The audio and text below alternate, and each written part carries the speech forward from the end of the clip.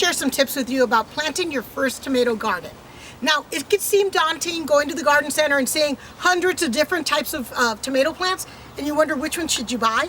Well, my recommendation is buy and plant what you think you will want to eat.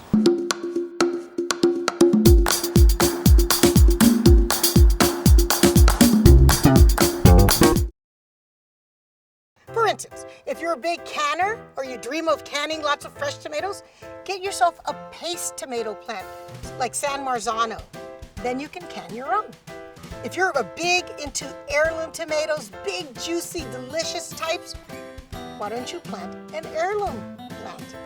Now, some of you are into hamburgers, big old beefy slices, juicy running down your mouth. I would suggest a beefsteak tomato plant. And then, if you're like me, and you just want to eat right off the vine these sweet, tender, juicy little cherry tomatoes, get yourself a cherry tomato plant.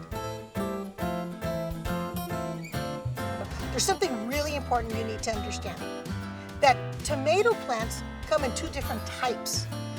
They are called either determinate tomatoes or indeterminate tomatoes. And you'll find on the label, it'll say right there, Stupus, indeterminate tomato. And all that means is really reference to how long the growing season is for that particular plant.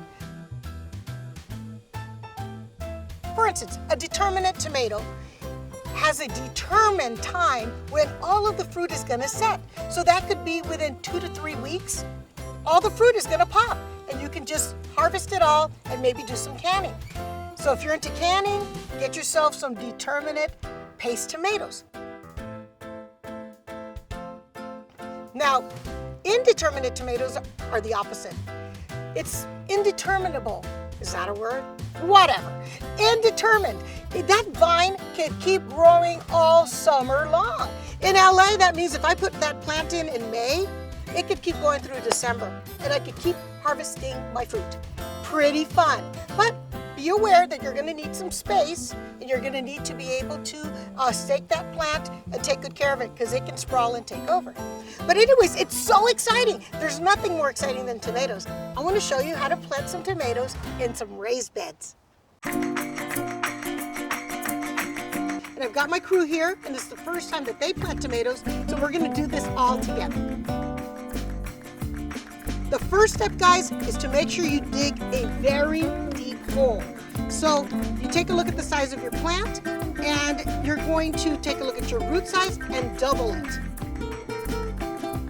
I want you all to take your tomato plant out. We remove the lower leaves. The purpose of removing the lower leaves is so that when we plant this tomato plant deeply, where the leaves used to be, that's where the new roots are going to emerge.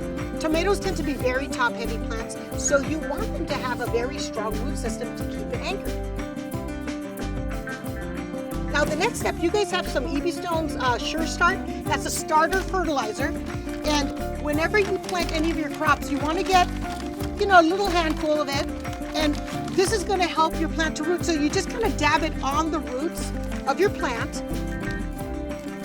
And also place a little bit in the hole.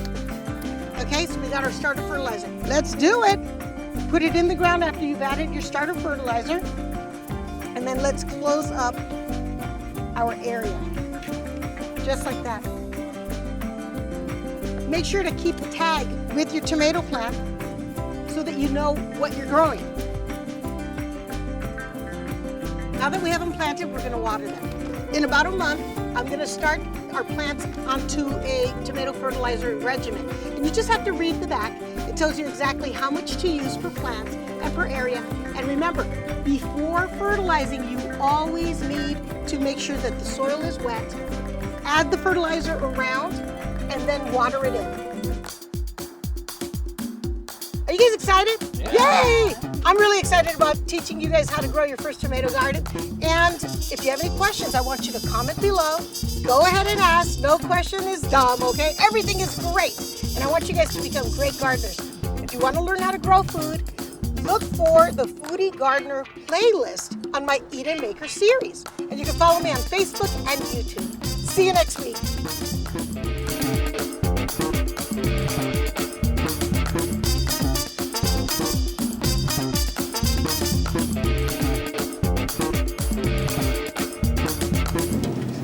It's a wrap. All right. What's up, world? Let's get it poppin'.